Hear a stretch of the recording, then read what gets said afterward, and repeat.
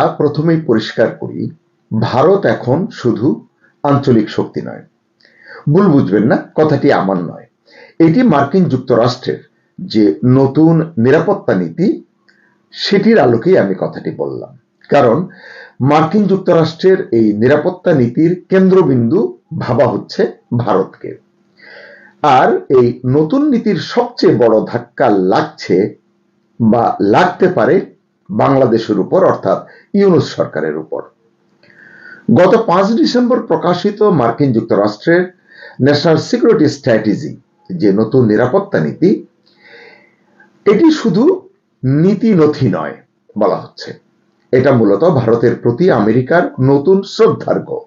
শুনেই অবাক লাগছে না যে ভারতের সঙ্গে জরিমানা শুল্ক নিয়ে যেই ধরনের টানাপোড়েন, তার প্রেক্ষিতে এই ঘটনাটি। এর সঙ্গে পুতিনের সফর সহ বৈশ্বিক রাজনীতি, ভূ রাজনীতি জড়িয়ে আছে, এটি আপনারা বুঝতে পারেন। এবং এই যে শ্রদ্ধার্ঘ্য বলছে, এর পাশাপাশি এটি বাংলাদেশের জন্য একটি স্পষ্ট বার্তা।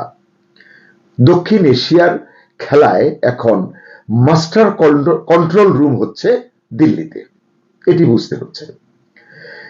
মোদির টিম, ভারতের প্রধানমন্ত্রী নরেন্দ্র মোদীর একটি টিম বলা হচ্ছে। টিম তো অনেক বড়, কিন্তু একেবারে ঘনিষ্ঠ একটি টিমের কথা বলা হচ্ছে, কার্যকর একটি টিমের কথা বলা হচ্ছে।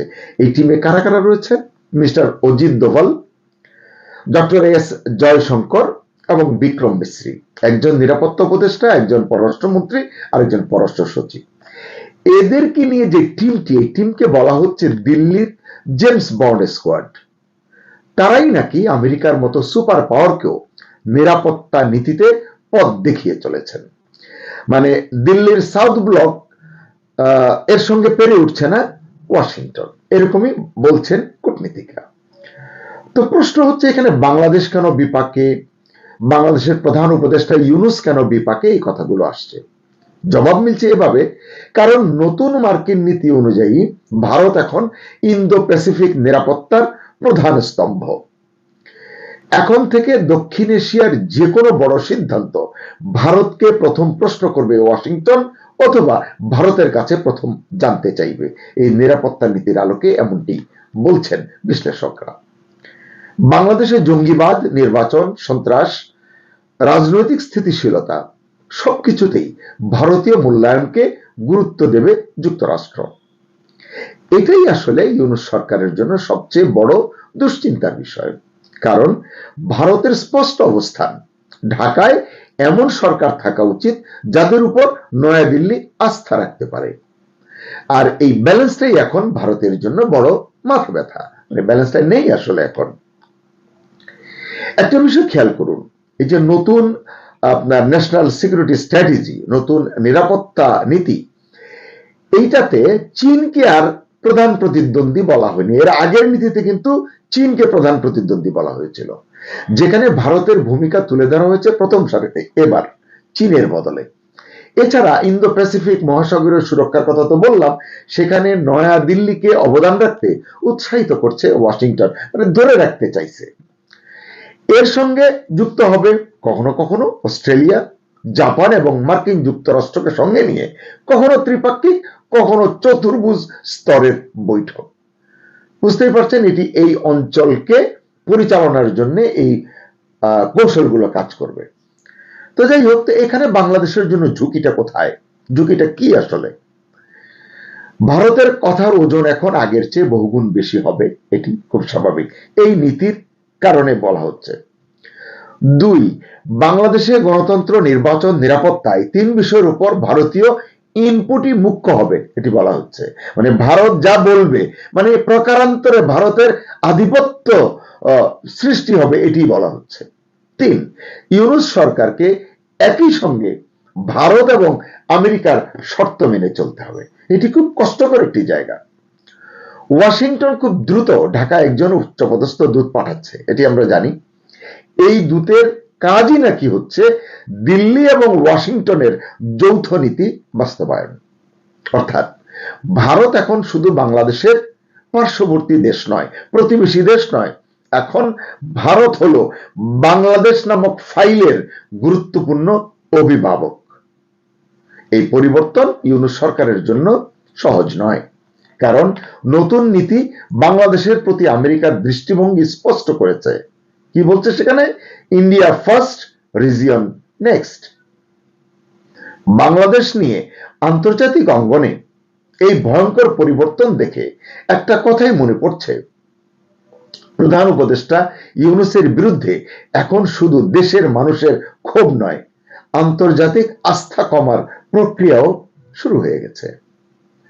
মার্কিন নয়া নিরাপত্তা নীতির খসড়ায় বলা হয়েছে, দক্ষিণ এশিয়ায় স্থিতিশীলতা চাই, অর্থনীতি চাই, মানে গতিশীল অর্থনীতি চাই, এবং রাজনৈতিক পূর্বাভাস যোগ্যতা চাই, প্রেডিকশনটা চাই তারা আসলে। কিন্তু গত 16 মাসে যা ঘটেছে, এখানে রাজনৈতিক অনিশ্চয়তা, অর্থনৈতিক পতন, রেকর্ড পরিমাণ বেকারত্ব, দুর্বলতম আইন শৃঙ্খলা পরিস্থিতি, রফতানি বাণিজ্যে ধস, শিক্ষা ও স্বাস্থ্য খাতে অচলাবস্থা, 6 কোটিরও বেশি মানুষের দারিদ্র সীমায় নেমে যাওয়া, এটা বাংলা বিশ্ব ব্যাংকের তথ্য। এসব দেখার পর ওয়াশিংটনের কাছে ইউনূস এখন স্ট্যাবিলিটি রিস্ক, অর্থাৎ ঝুঁকি। এ কারণেই মার্কিন নীতি প্রণেতাদের ভাষায় Bangladesh needs predictability, not experiment. আর এই এক্সপেরিমেন্টই হচ্ছে ইউনূস সরকারের বিরুদ্ধে প্রধান অভিযোগ। আসলে ভারতের কুশলী কূটনীতিতেই এই পুরো গেমটা পাল্টে যাচ্ছে বা পাল্টে গেছে। কি হয়েছে এখানে? ভারত খুব নীরবে কিন্তু অত্যন্ত হিসাব করে বাংলাদেশ ইস্যুতে নিজেদের অবস্থান সাজাচ্ছে। দিল্লি ইতিমধ্যেই বুঝে গেছে ইউনূস সরকারের অধীনে বাংলাদেশ অর্থনৈতিকভাবে স্লাইড করছে। এটির অবস্থা খুবই ভঙ্গুর, নাজুক। এটা শুধু বাংলাদেশের জন্য নয়, ভারতের নিরাপত্তার জন্যও হুমকি। দিল্লি তাই এখন 3টি জায়গায় চাপ দিচ্ছে, গুরুত্ব দিচ্ছে অ্যাকচুয়ালি। 1, সীমান্ত নিরাপত্তা, এখন যেটি সবচেয়ে খারাপ অবস্থায় রয়েছে। 2, অর্থনৈতিক স্থিতিশীলতা, কারণ বাংলাদেশ দুর্বল হলে ভারতের উত্তর পূর্বাঞ্চল ঝুঁকিতে পড়বে, এটি ভারত মনে করছে।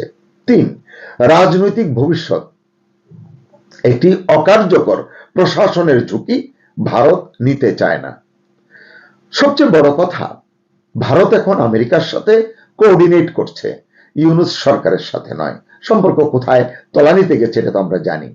এটাই আসলে ইউনূস প্রশাসনের জন্য সবচেয়ে বড় বিপদ এখন। প্রশ্ন করতেই পারেন যে ইউনূস কেন এভাবে আন্তর্জাতিক সমর্থন হারাচ্ছেন। গত 16 মাসে বাংলাদেশ কেবলই নামছে নিচের দিকে। বৈদেশিক বিনিয়োগ থেমে গেছে, গার্মেন্টসে অর্ডার কমেছে, চ্যালেঞ্জ বেড়েছে, বাড়ছে, ব্যাংকিং খাতের অবস্থা শোচনীয়, আমানতকারীরা দিশেহারা, শিল্প ব্যবসা বাণিজ্যে বিনিয়োগ নেই বললেই চলে, জীবনযাত্রার ব্যয় বৃদ্ধিতে সাধারণ মানুষ একেবারে নাকাল, খাদ্য নিরাপত্তা হুমকির মুখে, নিত্য পণ্যের দাম নাগালের বাইরে, যুব সমাজের বেকারত্ব ভয়ঙ্কর জায়গায় পৌঁছেছে, রেকর্ড করছে এটি প্রতিনিয়ত। এই পরিস্থিতিতে ওয়াশিংটন, দিল্লি, মস্কো, এমনকি বেইজিং, কারো কাছেই ইউনূস এখন সমাধান নন, বরং সমস্যার অংশ। বিশ্বের চোখে নেতৃত্ব মানে সততা, কঠিন সিদ্ধান্ত গ্রহণে সক্ষমতা, রাজনৈতিক স্থিরতা প্রতিষ্ঠায় দৃঢ় প্রত্যয়, অর্থনৈতিক পরিকল্পনা সাজাতে বিচক্ষণতা, কৌশলগত দক্ষতায় অগ্রণী ভূমিকা রাখতে সক্ষমতা। কিন্তু ইউনূস সাহেব প্রশাসনকে এমন ভাবে চালাচ্ছেন যেখানে তার নিজের জনপ্রিয়তার প্রচার চালু থাকলেও প্রয়োজনীয় ক্ষেত্রে সিদ্ধান্তহীনতার কারণে রাষ্ট্রযন্ত্র প্রায় অচল হয়ে পড়েছে। দেশে জনগণ হতাশ, ব্যবসায়ী সমাজ আতঙ্কে, আন্তর্জাতিক মিত্ররা প্রশ্ন তুলছে, does he have the capacity to run the state? Bharat বলছে স্ট্যাবিলিটি চাই, আমেরিকা বলছে প্রেডিক্টেবিলিটি চাই, ইউরোপ বলছে মডারেট নেতৃত্ব চাই। কিন্তু এই 3টির কোনোটিই ইউনূসের নেতৃত্বে এখন দেখা যাচ্ছে না। প্রশ্ন হচ্ছে, ইউনূস সরকার কি এই সংকট মানতে রাজি? আর যদি না মানে, তাহলে বাংলাদেশের ভবিষ্যৎ কোন দিকে যাচ্ছে? অপ্রিয় হলেও সত্য, এই প্রশ্নের উত্তর এখন তৈরি হচ্ছে দিল্লি এবং ওয়াশিংটন থেকে। কারণ বাংলাদেশকে সামনে রেখে বড় খেলাটা এখন ওদের হাতেই। সবাইকে ধন্যবাদ। আল্লাহ হাফেজ।